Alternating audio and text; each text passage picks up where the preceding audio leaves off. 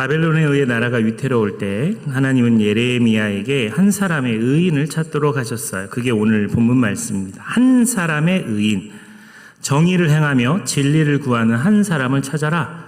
그러면 내가 이 땅을 멸하지 않겠다. 예레미야 5장 1절 말씀 다시 한번 읽어보겠습니다. 너희는 예루살렘 거리로 빨리 다니며 그 넓은 거리에서 찾아보고 알라. 너희가 만일 정의를 행하며 진리를 구하는 자를 한 사람이라도 찾으면 내가 이 성읍을 용서하리라. 정의를 행하며 진리를 구하는 한 사람을 하나님이 찾으신다고 이야기해요.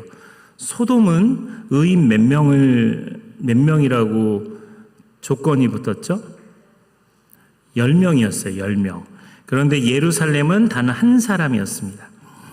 예루살렘의 죄악이 얼마나 극심했는지 모릅니다. 그래서 단 한 사람이 찾기를 어려워했던 거죠. 예전에 우리 한국 교회는 1000만 성도를 자랑했어요. 지금 제가 생각했을 때는 500만도 안 되는 것 같아요. 300만? 여러분 근데 그 300만, 500만이라 하더라도요, 이단이 여기에 다 들어갑니다. 신천지, 하나님의 교회가 다 이 기독교 숫자로 들어갑니다. 이게 통계 자체가 참 조금 아쉬워요. 이 볼륨을 조금만 낮춰주시죠. 제 소리는 이 모니터가 좀 셉니다. 한국교회도 좀 각성해야 돼요. 만약에 하나님께서 한국교회를 향해서 한 사람을 찾는다 그러면 그 한 사람이 나오겠죠. 나타나겠죠. 있겠죠. 없을까요? 저는 있다고 믿어요. 있으리라고 생각합니다.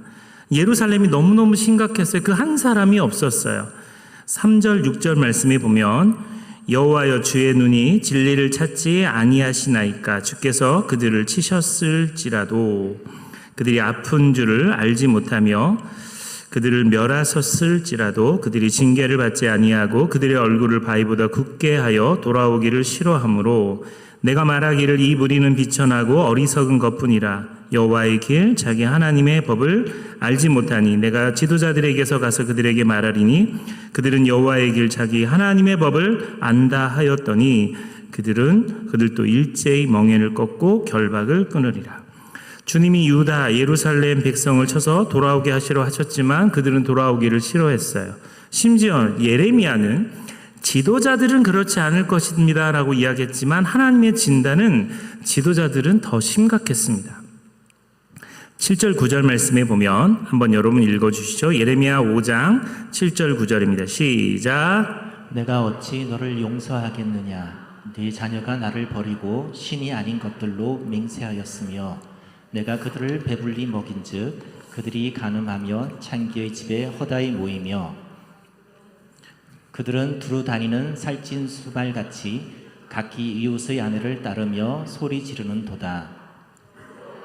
맞습니다. 내가 어찌 이 일들에 대하여 벌하지 아니하겠으며 내 마음이 이런 나라에 보복하지 않겠느냐.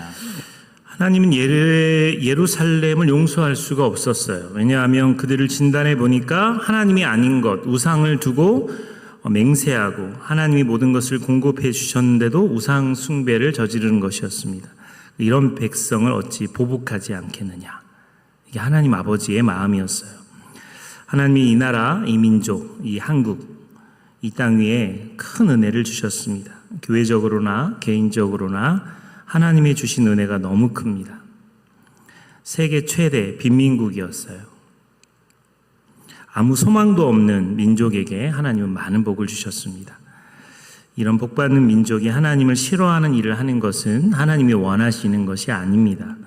우리 교회도 마찬가지입니다. 하나님의 큰 은혜로 세워진 교회입니다. 남부 전원교회에 대한 다른 교회들의 평가를 저는 종종 듣습니다. 한 청년이 있었어요. 목사가 되었습니다. 그리고 그분이 선교사가 되었어요. 선교사로 떠났다는 소식을 들었는데 그분이 이 영광교회 부목사로 와 계시다는 거예요. 너무 반가웠어요. 그래서 그 선교사님을 저희 교회로 잠깐 모셔서 같이 대화할 수 있는 기회가 이번 주에 있었습니다. 근데 그분이 그런 얘기를 하시더라고요. 남부 전원교회에서 떠난 사람들이 참 많이 각 교회에 흩어져 있는 거예요. 우리가 파송한 건가요?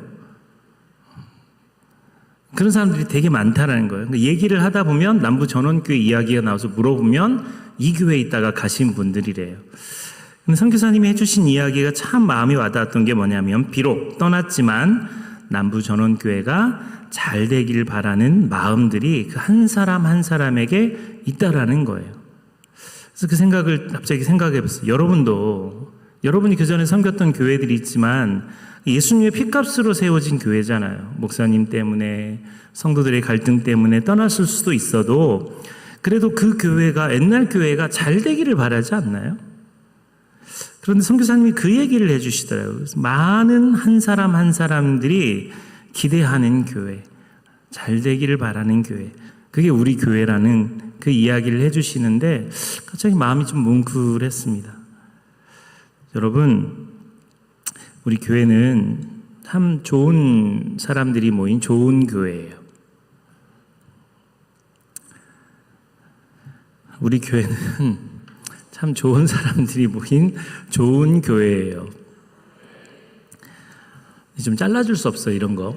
정말 유튜브 방송 다 나가는데. 제가 그 대신방을 3월에 했잖아요.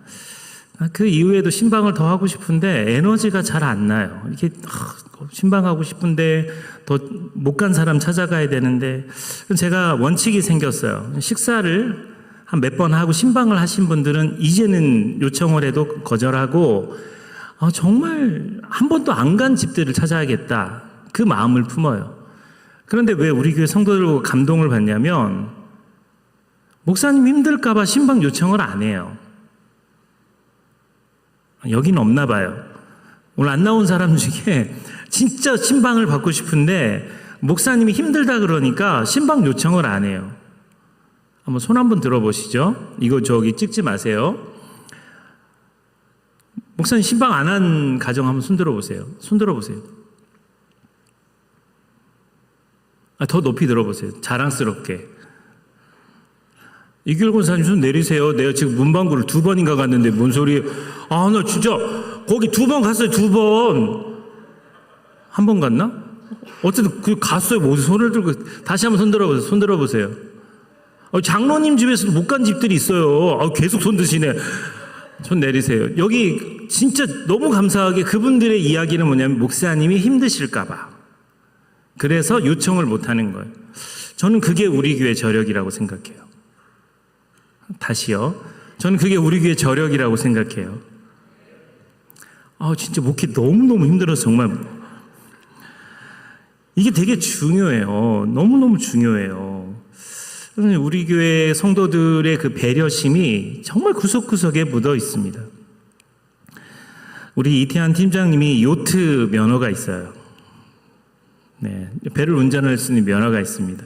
그거 딸 때 뭐라 그러냐면, 담임 목사님을, 저를, 움직이는 교회 시절입니다. 이 남부 전원교회. 그 전에 자기가 요트를 면허를 따서 저에게 그 요트를 사주겠다고 했으면 진짜 좋은데 요트를 태워주겠대요. 그것도 너무 감사했어요. 그래서 우리 교회도 이제 요트의 시절이 왔구나, 이렇게 되게 좋아했어요. 근데 이제 간사님하고 이야기하다가 요트, 배에 대한 이야기를 쭉 하다가, 이 배가 잘 나가다가 안 나가는 경우가 있대요. 엔진도 문제가 없고 풍향도 좋은데 배가 잘 안 나가요.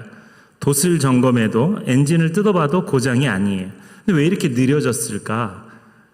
배 밑에 따개비가 배 밑에 가득 붙어 있으면 배가 속도를 내지 못한다는 거예요. 그래서 저 따개비를 다 따줘야 되는 겁니다. 방호 페인트라고 이 따개비들이 붙지 않는 페인트 칠을 해야 되고 정성을 길러야 되는 거예요. 여러분, 배가 아무리 좋아도, 엔진이 아무리 좋아도 이 따개비가 붙으면 배가 느려져요. 우리가 이 한 사람을 찾는다는 이 메시지 속에 기억해야 될 게 뭐냐면, 나는 남부 전원교회 일원으로 어떤 한 사람인가가 굉장히 중요합니다. 나라고 하는 한 사람이 따개비처럼 붙어서 이 배의 속도를 늦추게 한다면 문제가 있는 거예요. 근데 내가 한 사람이 정말 성령 충만하고 하나님의 마음을 품고 하나님이 원하시는 방향으로 흘러가려고 그랬을 때 기꺼이 순종할 수 있는 마음이 있다면 그 배는 순풍을 만난 것처럼 잘 갈 수 있는 거죠. 이런 선박들은 정기적으로 배를 들어 올려서 밑바닥을 드러내고 칼과 스크래퍼로 따개비를 제거해야 됩니다. 우리의 마음의 영혼도 같습니다. 겉으로는 멀쩡해 보이지만 마음 깊은 곳에 있는 쓴뿌리, 회개하지 못한 죄들, 내 의지대로 살려고 하는 완고함, 변화하지 않으려고 하는 신앙생활들, 중독된 습관들, 미움과 시기 질투, 이 따개비들을 단단히 붙어있는 이 따개비들을 제거해야 되는 거예요. 다시 예레미야 5장 1절로 돌아가서 너희는 예루살렘 거리로 빨리 다니며 그 넓은 거리에서 찾아보고 알라. 너희가 만일 정의를 행하며 진리를 구하는 자를 한 사람이라도 찾으면 내가 이 성읍을 용서하리라. 우리의 가정에서도 우리의 교회에서도 이 나라에서도 한 사람이 중요합니다. 야곱의 가정에는 12형제가 있었는데 그 중에 한 사람 요셉이 없었다면 그 가정은 흉년 때문에 식량 문제로 어려움을 겪고 굶어 죽었을 것입니다. 한 사람으로 인해서 가정이 화목할 수도 있고요. 한 사람으로 인해서 불화할 수도 있습니다. 하나님께서 그 한 사람의 중요함을 우리에게 말씀하십니다. 하나님은 한 사람을 찾으십니다. 집안에 한 사람이 아프면, 집안에 한 사람이 마음이 아프고 우울하면, 집안에 한 사람이 깨어 있어서 기도하면 이 상황이 달라져요. 그 한 사람의 역할이 중요하다는 겁니다. 하나님은 한 사람으로 세상을 시작해 하셨습니다. 하나님의 말씀으로 우주 만물을 창조하셨고 하나님의 형상대로 지음받은 한 사람 아담을 두셨습니다. 이 세상은 한 사람 아담으로부터 시작되었습니다. 하나님은 그 한 사람에게 생육하고 번성하고 땅에 충만하고 다스리는 축복을 주셨습니다. 근데 그 한 사람이 죄를 범함으로 세상은 그 범죄한 한 사람 아담으로 인해서 불행하게 됩니다. 하나님은 한 가정을 선택하셨습니다. 그 가정이 노아의 가정입니다. 그 가정에서 셈과 함과 야벳이라는 세 아들이 있었는데 하나님은 그 가정에게 복을 주시고 그들을 구원하셔서 새로운 역사를 이루십니다. 여러분, 이 노아의 가족이 매우 중요합니다. 저는 참 노씨인 게 자랑스러워요. 하나님 인류를 구할 때 다 멸절하고 노씨를 구원하셨어요. 온 인류의 역사는 노씨로부터 시작됩니다. 아멘. 여러분, 노씨를 무섭게 여기면 안 돼요. 대통령도 2명이나 나왔잖아요. 어쨌든 나왔잖아요. 뭐 얼마나 나왔어요, 여러분? 죄송해요. 흥분했어요. 하나님은 또 한 가정을 택하십니다. 아브라함의 가정이죠. 아브라함을 통해서 모든 민족이 복을 받는 길을 여십니다. 예수 그리스도로 말미암아 아브라함의 자손이 되어서 믿음으로 성령의 약속을 받게 합니다. 하나님은 또 한 사람을 통해서 이스라엘을 출애굽시킵니다. 하나님 모세를 세워 불러서 200만 명의 이스라엘 백성을 애굽에서 탈출시키십니다. 한 사람. 그 한 사람이 너무나 귀한데 그 한 사람의 가치를 잊어버릴 때가 많아요. 로마서 5장 12절 말씀 한번 읽어보시죠. 그러므로 시작. 그러므로 한 사람으로 말미암아 죄가 세상에 들어오고 죄로 말미암아 사망이 들어왔나니 이와 같이 모든 사람이 죄를 지었으므로 사망이 모든 사람에게 이르렀느니라. 아간의 죄 한 사람 때문에 이스라엘이 전쟁을 할 때 패했던 것처럼 그 한 사람이 너무나 중요하다는 겁니다. 그래서 아담이 범죄했던 그 한 사건이 모든 사람들이 이렇게 불행하게 되었다는 이야기를 하는 거죠. 그러나 또 하나님은 한 사람을 일으키십니다. 로마서 5장 19절 말씀 읽어보죠. 시작. 한 사람이 순종하지 아니함으로 많은 사람이 죄인 된 것 같이 한 사람이 순종함으로 많은 사람이 의인이 되리라. 말씀을 맺겠습니다. 예수님께서 우리를 위해 저주를 받아 우리가 율법의 저주에서 우리를 속량하시고 구원하시는 예수님의 십자가가 우리에게 필요했습니다. 그리고 우리는 구원을 받았습니다. 예수 그리스도는 말씀이 육신이 되어 이 땅에 오셔서 우리 안에 사시는 분이십니다. 예수님께서 이 땅에 오신 것은 잃어버린 자를 찾는 것이고 한 사람을 구원하는 것입니다. 제가 좋아하는 그 영화 설교에 한 영화를 소개하면 쉰들러 리스트라고 하는 영화예요.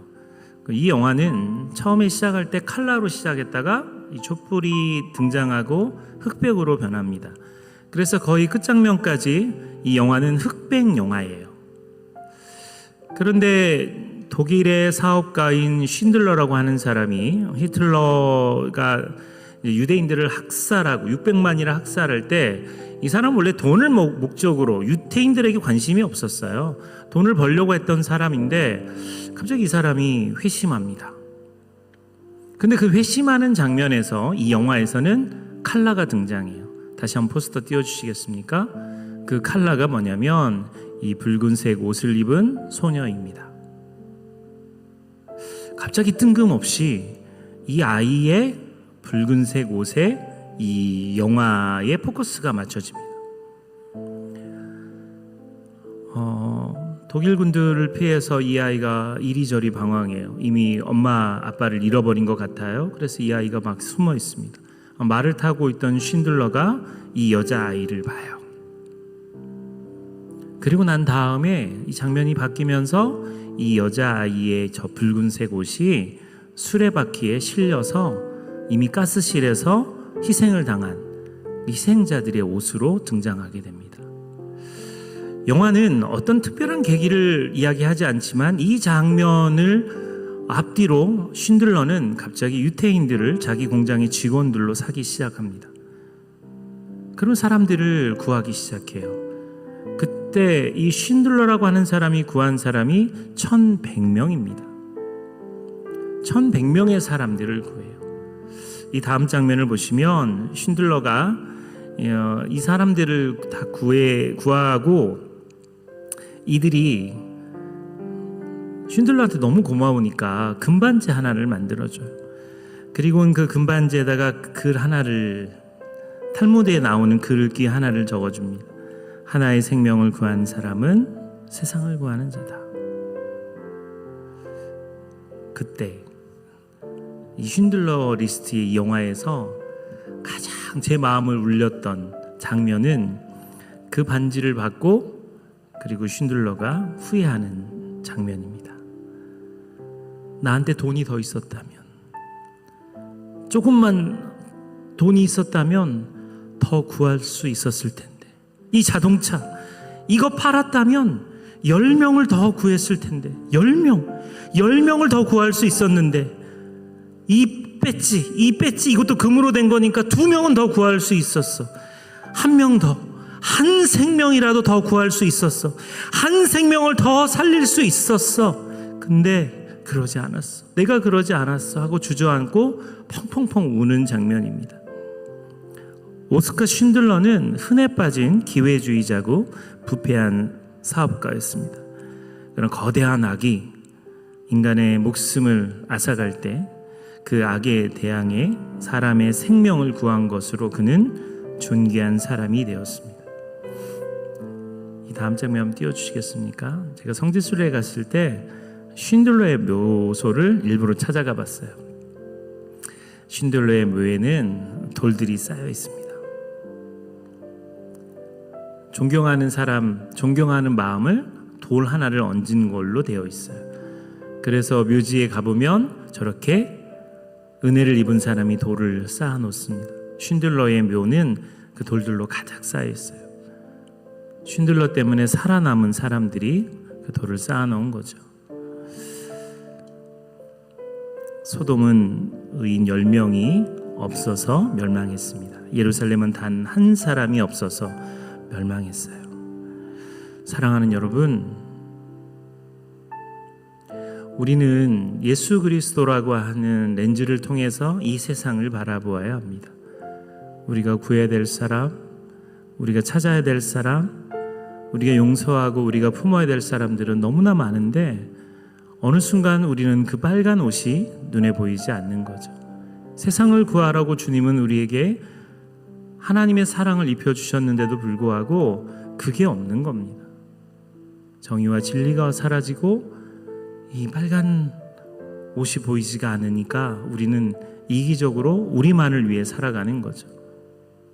세상을 구하라고 주님은 우리를 부르셨는데 자기만 구하려고 하는 거예요. 하나님은 그걸 원하지 않으시는 겁니다. 한 사람, 하나님이 찾으시는 그 한 사람을 구하기 위해서는 우리 안에 있는 욕심, 아집, 이 모든 것들을 다 제거해야 돼요. 마치 배 밑에 붙어 있는 따개비를 제거하는 것처럼 우리는 이와 같은 일들을 하도록 하나님이 우리를 부르셨다라는 거예요. 각 가정에서도 마찬가지입니다. 한 사람의 역할이 중요한 겁니다. 남편이 예수 안 믿고 핍박합니다. 자녀들이 정말 자녀들이 하나님을 만나야 하는데 그 자녀들의 인생의 골든타임을 놓쳐버리는 거죠. 그럴 때 기도하는 어머니가 한 사람만 있으면 세상을 바꿀 수 있는 거예요. 그 가정을 구할 수 있는 거예요. 원래 여러분은 그 역할을 하셨던 분들입니다. 그런데 어느 순간 교만해졌어요. 어느 순간 따개비들이 붙기 시작하고 속도가 느려지기 시작하는 겁니다. 어느 순간 우리들의 마음속에 그 마음들이 사라져 버린 겁니다. 화면 전환해 주세요. 기도하는 어머니의 역할, 기도하는 아버지의 역할은 자녀들의 세상을 변화시킬 수 있습니다. 하나님은 오늘도 그 한 사람을 찾으시는 겁니다. 남부전원교회에 그 한 사람을 찾으시는 거예요. 제가 그래서 부탁드리잖아요. 기도하는 사람, 예전처럼 성전에서 밤을 새워 기도하시는 분이 늘어가면 늘어갈수록 그 한 사람 한 사람이요, 저는 100명씩 늘어간다고 생각이 들어요. 1000명씩 늘어간다고 생각이 들어요. 정말 기도하는 사람들이 많아지면 많아질수록 하나님이 노지훈 목사 보고 이 교회 부흥시키는 게 아니고요, 그냥 그 한 사람 한 사람을 바라보면서 감동하시는 거죠. 고성원 목사님 부목사로서 그거 보낸 게 뭐 그게 대단한 일이에요. 저는 그전에도 조종환 목사님을 성지순례도 보내고 유럽 여행도 보내드렸어요. 저한테는 그게 대단한 일로 느껴지지 않아요. 그게 다른 사람들에게 보이기 위한 제 마음도 아니고요. 갔다 오면 너무 좋죠. 근데 우리 교회에 제가 처음 와서 고성호 목사님 보냈으면 좋겠습니다라고 말할 때 우리 성도들은 일주일 만에 그 금액을 채워버렸어요. 전 그래서 제가 뭐 해서가 아니라 고성호 목사님이 정말 훌륭하고 좋은 목사님이니까 성도들의 마음이 움직였다고 저는 생각해요. 너무 귀한 일 아닙니까? 고성호 목사님에게 성지순례는 평생 잊지 못하는 추억이고 남부전원교회의 고마움이라고 생각이 들어요. 여기 있는 한 사람 한 사람도 예수님의 핏값으로 세워진 우리 교회를 생각할 때마다 나는 부족하고 연약하지만 교만하지 않고 끝까지 겸손함으로 그 한 사람으로 교회가 움직일 때 손을 모으고 마음을 모으고 그 일들을 간다면 하나님이 너무나 기뻐하실 것 같아요. 교회 주일날 청소하시는 분들이 점점 늘어가고 있어요. 너무 감사하고 복된 일입니다. 교회 섬기려고 하는 사람들의 마음이 점점 늘어나고 있어요. 저는 그것이 하나님 아버지가 여러분 한 사람에게 주시는 마음이라고 생각이 듭니다. 노지훈 목사야, 너는 남부전원교회를 돌아다니면서 정의롭고 진리에 가득한 한 사람을 찾아라. 그럴 때 제가 하나님께, 주님, 우리 교회 많아요. 이 장로님 있어요. 이 장로님 있어요. 이 권사님도 있어요. 이 집사님도 있어요. 우리 교회는 한 사람이 아니라 몇백 명이 있어요. 라고 말할 수 있을 때 그게 진짜 건강한 교회 아니겠어요? 그리고 하나님이 그런 교회를 기뻐하지 않으실까요? 지난번에 배웠던 우리 이 찬양 같이 부르면서요, 하나님 앞에 나아가도록 하겠습니다.